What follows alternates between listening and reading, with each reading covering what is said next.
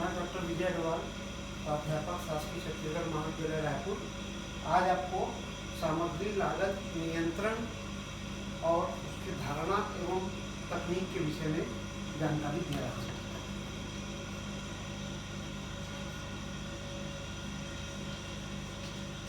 सामग्री लागत नियंत्रण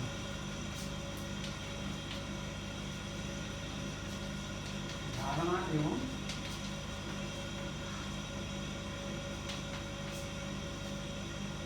तकनीक।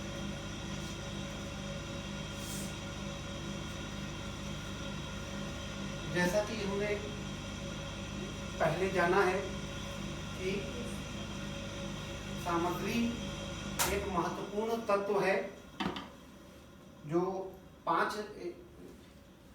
उत्पादन के लिए तीन तत्वों का निर्धारण उत्पादन के लिए तीन तत्व निर्धारित किए गए हैं, जिसमें सामग्री, श्रम और व्यय जो लागत लेखांकन के अंतर्गत तत्वों के रूप में परिभाषित हैं। उसमें से सामग्री सबसे महत्वपूर्ण तत्व है, जिसके लागत पर नियंत्रण किस प्रकार रखा जाए, इसके लिए हम चर्चा करेंगे। सामग्री लागत के नियंत्रण के उद्देश्य क्या क्या है, इसके उद्देश्य। सामग्री लागत नियंत्रण के उद्देश्य को दो भागों में मुख्य रूप से बांटा गया है। एक ऑपरेटिंग ऑब्जेक्टिव्स और दूसरा है फाइनेंशियल ऑब्जेक्टिव। पहला है कार्य चालक उद्देश्य, ऑपरेटिंग ऑब्जेक्टिव्स। जो कार्य चालक उद्देश्य है, इसमें हम 6 बिंदुओं को शामिल करते हैं। सामग्री की उपलब्धता,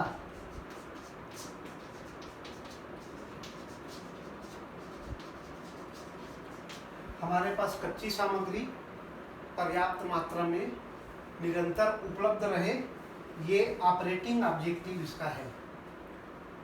यदि सामग्री उपलब्ध नहीं होगी तो उत्पादन कैसे होगा, तो संचालन कैसे होगा, ऑपरेशन कैसे चलता रहेगा, ऑपरेटिंग।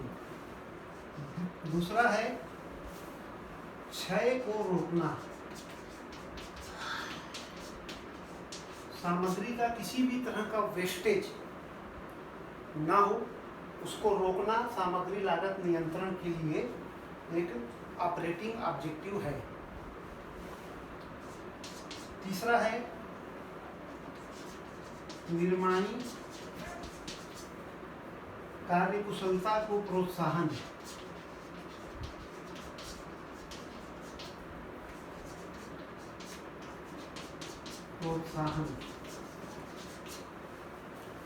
जो सामग्री का उत्पादन, वस्तु का उत्पादन सामग्री के माध्यम से किया जा रहा है, यदि वो अच्छी सामग्री रहेगी, वेस्ट नहीं होगी, निरंतर उपलब्ध रहेगी, तो कार्यकुशलता को वह प्रभावित करती है काम करने वालों की।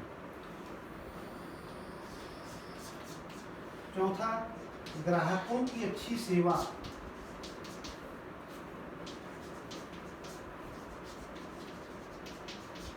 अब ये ग्राहकों की अच्छी सेवा सामग्री नियंत्रण में, लागत नियंत्रण में कैसे सहयोग करती है।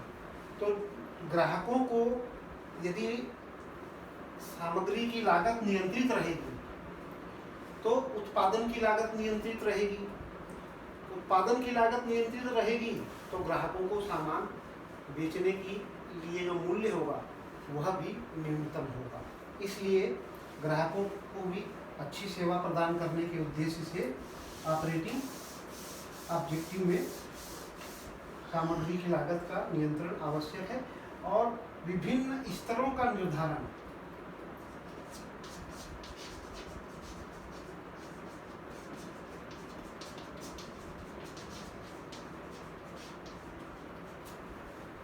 और सामग्री संग्रहण की कुशलता,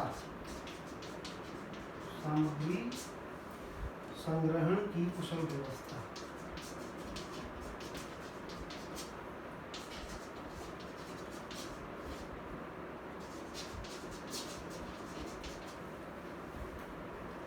विभिन्न स्तरों पर उत्पादन लागत का निर्धारण करने के लिए, विभिन्न उत्पादन के स्तरों के निर्धारण के लिए लागत नियंत्रण आवश्यक है सामग्री का। और सामग्री को जो स्टोर में संग्रहित किया जाता है, कच्ची सामग्री को, वहाँ पर उसकी कुशलतापूर्वक व्यवस्था की जा सके संग्रहण की, इसके लिए सामग्री लागत नियंत्रण आवश्यक है। ये इसके ऑपरेटिंग ऑब्जेक्टिव्स हैं। इसी तरह से जो उद्देश्य हैं, ऑब्जेक्टिव्स हैं, उसमें दूसरा नंबर है वित्तीय उद्देश्य।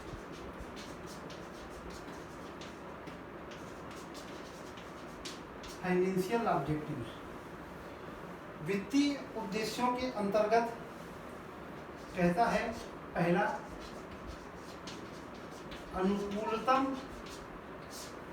विनियोग।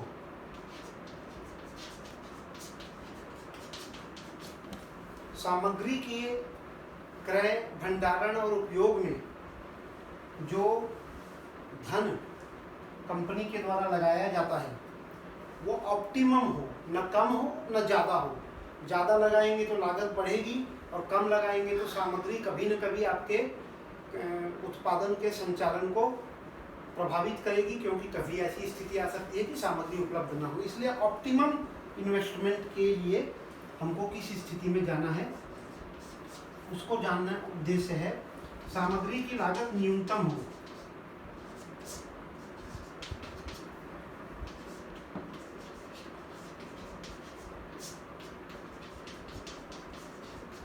सामग्री को खरीदने की और संधारित करने की लागत मिनिमम होनी चाहिए, ये इसका वित्तीय उद्देश्य है। और अनुकूलतम स्टॉक आवर्त। अनुकूलतम स्टॉक आवर्त आपके पास हो। स्टॉक आवर्त यानी इन्वेंट्री टर्नओवर जो है आपका वो ऑप्टिमम हो। ये इनके वित्तीय उद्देश्य सामग्री लागत नियंत्रण के हैं। सामग्री लागत नियंत्रण में सामग्री लागत नियंत्रण के क्या क्या कार्य हैं?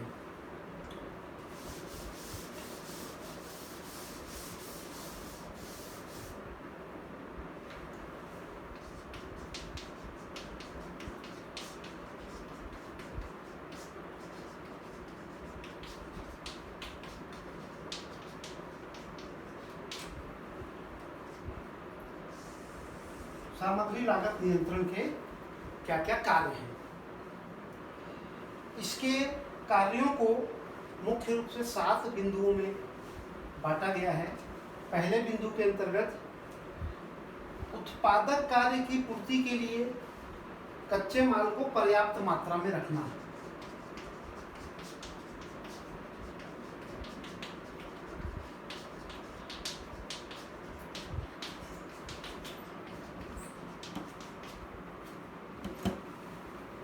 ये आवश्यक है, क्योंकि प्रोडक्शन के लिए कच्चा माल यदि पर्याप्त मात्रा में उपलब्ध नहीं है तो आपका उत्पादन कार्य कभी न कभी प्रभावित होगा।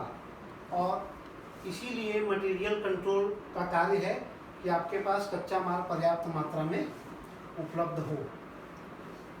फिर कहता है सामग्री में कम से कम विनियोग करना। अभी मैंने इससे पहले जो उद्देश्य बताए थे उसमें बतलाया है आपको कि आप वित्तीय उद्देश्यों के अंतर्गत अनुकूलतम विनियोग की बात कर रहे थे। ये बात यहाँ पर भी घूम फिर के आ रही है कि आपका पैसा कम से कम सामग्री में फंसा रहे, वहाँ पर आपका इन्वेस्टमेंट कम से कम हो। कम से कम का आशय अनुकूलतम स्थिति में हो। तीसरा है सामग्री की हानि व चोरी को रोकना।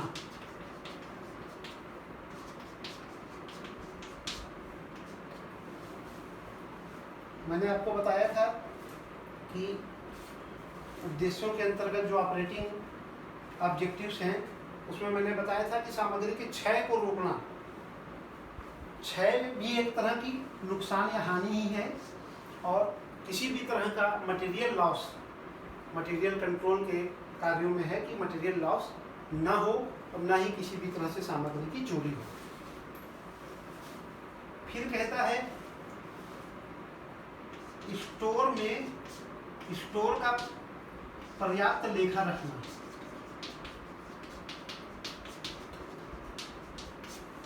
सामग्री को आप क्रय करने के बाद बीजक के साथ स्टोर में भेज देते हैं कच्चे माल के। स्टोर में वहाँ पर उसका पर्याप्त ढंग से, व्यवस्थित ढंग से उसका लेखा रखा जाना चाहिए, जिससे ये पता चलता रहे कि कब कौन सी सामग्री आई है, और अगर किसी सामग्री का कोई उपयोग करने की अवधि है, एक्सपायरी डेट है, तो उसके हिसाब से उस सामग्री को पहले प्राथमिकता से इशू करना चाहिए। फिर इसके कार्यों में है कि स्टोर से सामग्री आवश्यकतानुसार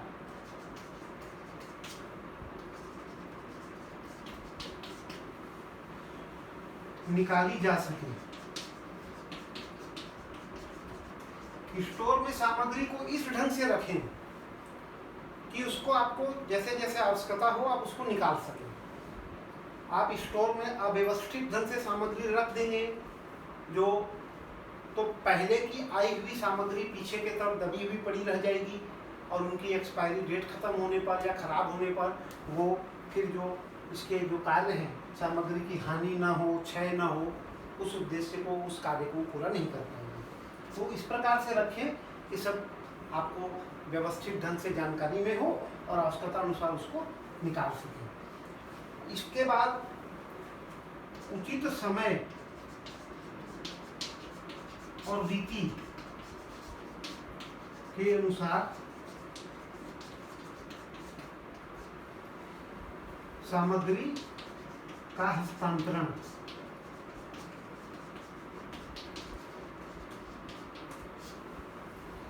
उचित समय, जब निर्माण की प्रक्रिया में निर्माण के लिए कच्ची सामग्री की मांग की जाए, उस समय पर आप कितने समय में सामग्री की सप्लाई कर सकते हैं, कितना समय आपको चाहिए, उस उचित समय में आप, और कौन सी रीति से सामग्री को आप स्टोर से निर्माणी प्रक्रिया को किस लागत मूल्य पर दर्शा के भेजते हैं। हमेशा कच्ची सामग्री का लागत मूल्य बाजार में एक जैसा नहीं होता है, तो किस मूल्य पर भेजने की नीति आपके संस्थान में अपनाई जाती है, उसके अनुसार सामग्री का हस्तांतरण करना चाहिए। और सामग्री के आदेश से संबंधित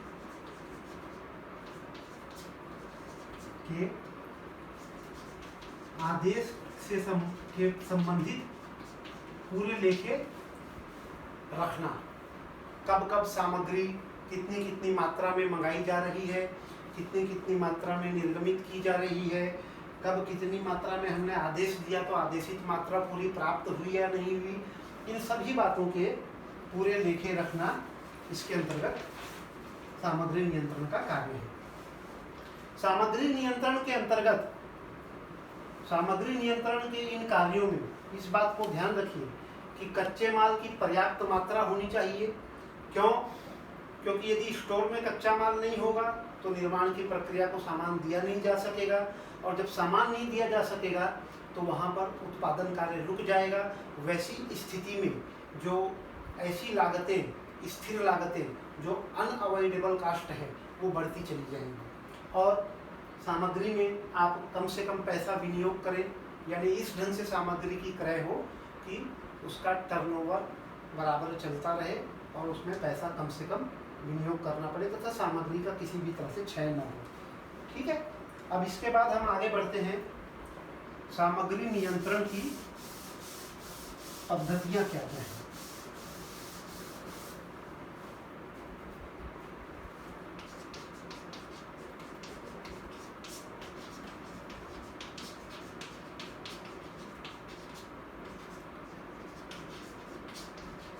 पद्धतियाँ या तकनीकें एवं तकनीकें पर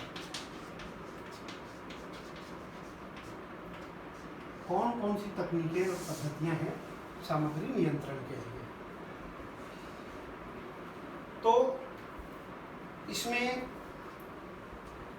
तकनीकों के अंतर्गत एक तो बजट बनाना, बजटरी नियंत्रण,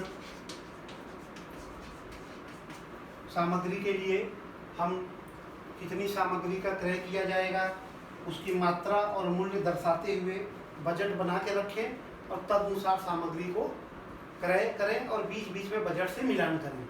ये इसकी एक नियंत्रण की तकनीक है। फिर है कुछ सामग्री नियंत्रण की चुनिंदा तकनीकें।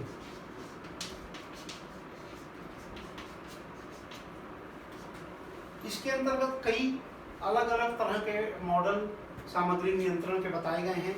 जैसे एग्जाम्पल के तौर पर मैं बता दूं, एक मॉडल है ABC मॉडल,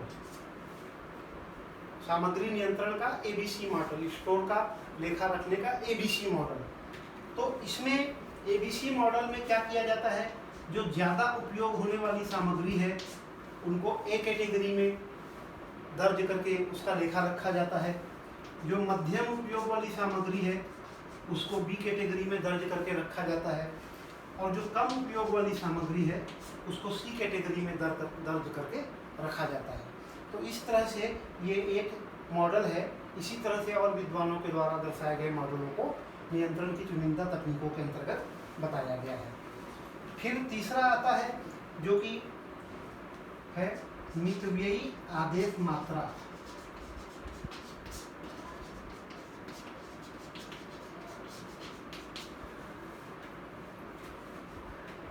मितव्ययी आदेश मात्रा तय करने की तकनीक।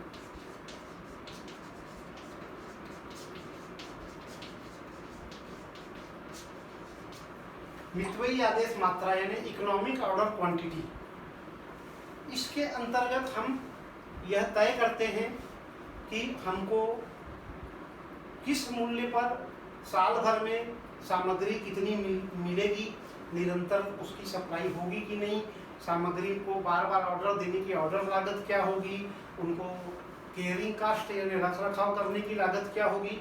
इन कुछ बिंदुओं पर स्थिरता के आधार पर हम तय करते हैं कि हमको साल भर की जो खपत की सामग्री है उसको कितनी मात्रा में कितनी बार आदेश देकर मंगाना चाहिए, जिससे उसकी सामग्री की लागत आदेश लागत सहित वहन लागत के साथ न्यूनतम पड़े। उसकी गणना मितव्ययी आदेश मात्रा के अंतर्गत की जाती है। इस मितव्ययी आदेश मात्रा का विस्तार से हम अध्ययन करेंगे, लेकिन उससे पहले मैं आपको और इसके जो तकनीक हैं उनकी जानकारी दे देता हूँ। फिर है सामग्री की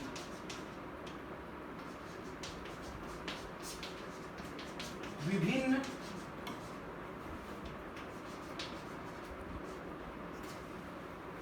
सीमाओं एवं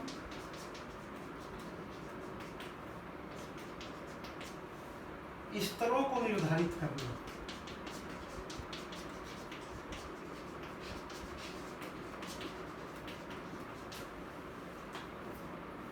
सामग्री की विभिन्न सीमाओं एवं स्तरों को निर्धारित करने के अंतर्गत हम यह कुछ मितव्ययी आदेश मात्रा की गणना करने के बाद यह भी देखते हैं कि हमारी आदेश की न्यूनतम मात्रा कितनी होनी चाहिए, अधिकतम आदेश मात्रा कितनी होनी चाहिए, खतरे का स्तर कौन सा होना चाहिए, आदर्श स्तर कौन सा होना चाहिए।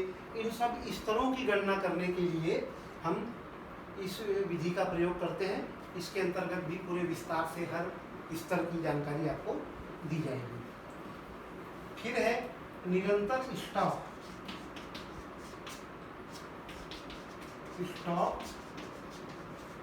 सूची प्रणाली। आप स्टॉक का जो अपने पास लिस्ट स्टोर में बना रहे हैं, स्टॉक की उपलब्धता वो रेगुलर अपडेट करते रहें, इस पद्धति के अंतर्गत बताया गया है। फिर एक है अधिकतम या अधिक स्टॉक कम करना तथा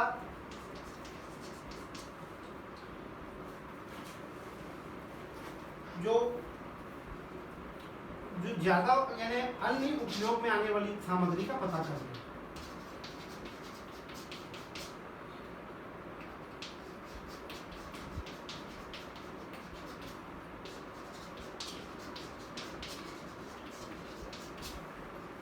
ये सामग्री नियंत्रण की तकनीक में आता है कि यदि किसी चीज़ का स्टॉक आपके पास ज़्यादा है तो उसको कम करें और जो और उपयोग में आने वाली सामग्री है उसके विषय में जानकारी प्राप्त करें। और अंतिम है नियंत्रण अनुपात। सामग्री नियंत्रण के अनुपातों की गणना के माध्यम से सामग्री का नियंत्रण करना। इन तकनीकों में से हम मुख्य रूप से जो मितव्ययी आदेश मात्रा है और सामग्री की विभिन्न सीमाओं और स्तरों का निर्धारण है, इस पर अगले लेक्चर में विस्तार से चर्चा करेंगे। धन्यवाद।